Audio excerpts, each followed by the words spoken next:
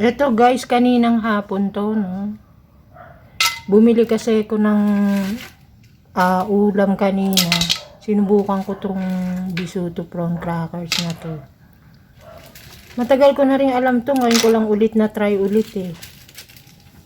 Masarap pala siya. Masarap yung flavor, yung hot and spicy.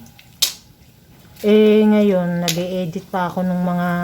Nag-record kasi ako ng mga video. Hindi pa ako tapos mag-edit. Kaya, eto munang inaano ko kasi nagkasabay-sabay na. Nagkapatong-patong na. Pati yung sa short video. Dadalawa pa lang yung na-upload ko. Kailangan araw-araw 6 ang nagagawa ko, guys. So, tabayanan nyo na lang yung upload ko. Baka siguro sa Friday. Thursday ko gagawin, Friday ko i-upload yun. Iba yun, ano yun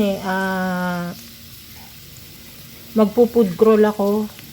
It's either Thursday ko gagawin yun, tapos ma-upload ko ng Friday. Iba pa tong ine-edit ko ngayon, kasi lumabas ako kanina. Bumili nga ako ng ulam, tapos nagpunta ako sa fruit stand. May delivery kasi ng mga prutas Lunes. Kaya, magpunta kagad ako dun. So, okay guys. See ya.